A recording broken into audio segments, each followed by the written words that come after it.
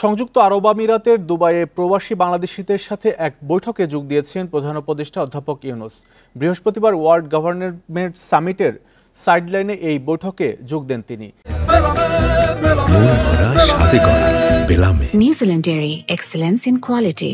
এর আগে সামিটের ভেন্যুতে এক ইন্টারেক্টিভ প্লেনারি সেশনেও যোগ দেন। সেশনটি পরিচালনা করেন সিএনএন-এর ভেক অ্যান্ডারসন।